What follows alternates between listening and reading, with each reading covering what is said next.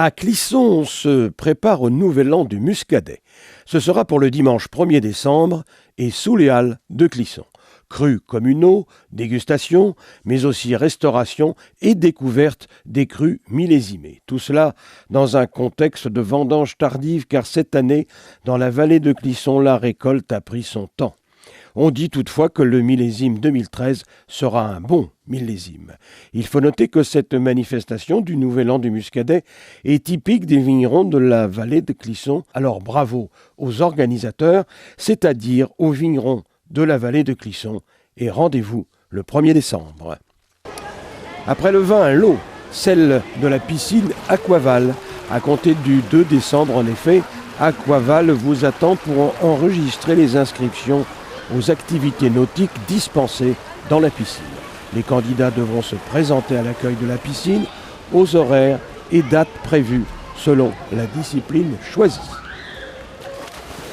Ce samedi 30 novembre, l'hypermarché Leclerc de la zone de Calin organise à Clisson, comme l'an passé, un salon du livre où de nombreux auteurs signeront leurs ouvrages. Des auteurs locaux pour la plupart, mais pas seulement. Une trentaine d'entre eux sont attendus. Ça commence à 10h du matin et sans interruption jusqu'à 19h le soir. Les travaux d'Hercule de la gare de Clisson traînent en longueur, c'est le moins qu'on puisse dire. Et jusqu'à fin décembre, ces travaux seront désormais nocturnes pour rénover et aménager la gare SNCF. Une bonne aubaine pour les insomniaques qui pourront contempler les grues et rêver au son des marteaux-piqueurs. Le quartier Saint-Antoine, bien connu du centre-ville de Clisson, est aussi un marché de créateurs. Dans la galerie Saint-Antoine, justement, du 2 au 8 décembre, un marché va s'installer avec des commerces, des créateurs dans différents domaines, bijoux, vêtements femmes, hommes, adultes et enfants, accessoires de mode, lampes, etc. En tout, 8 professionnels, 8 créateurs qui exposeront leurs produits et leur art.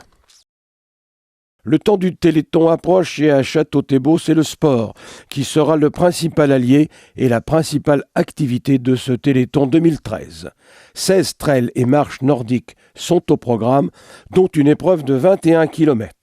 Les parcours emprunteront les sentiers, les chemins à travers le vignoble. Une épreuve pour la bonne cause où il ne sera pas question de classement à l'arrivée. De son côté, le Téléthon de Clisson, sous l'égide de l'association Agir contre la maladie, proposera beaucoup d'animations. Départ samedi 7 décembre sous les halles de Clisson. Ensuite, orchestre, musique, combat de sumo, course en caisse à savon, vente de livres, etc. pour ne citer que ces actions. L'année 2014 s'annonce comme une année d'économie pour la commune de Valette. La rigueur est passée par là. Le taux d'impôt ne bougera pas, voilà pour la bonne nouvelle. Mais il n'y aura pas non plus de grands investissements pour 2014.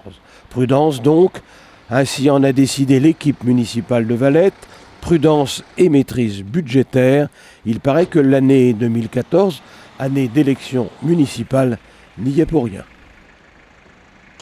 Si à Valette on économise, à Aigrefeuille en revanche, l'équipe municipale a décidé d'augmenter pour 2014 les tarifs communaux. Ceux-ci augmenteront de 2%, redevance incitative oblige. Pour terminer, chez nos voisins de Vendée et à Cugan, on se prépare déjà pour la 16e édition du Festival de chant et de danse du monde. On retiendra que le village du festival sera reconduit compte tenu de son succès passé, et que les spectacles seront désormais proposés au public dans la salle du Douai, à Cugan, bien sûr.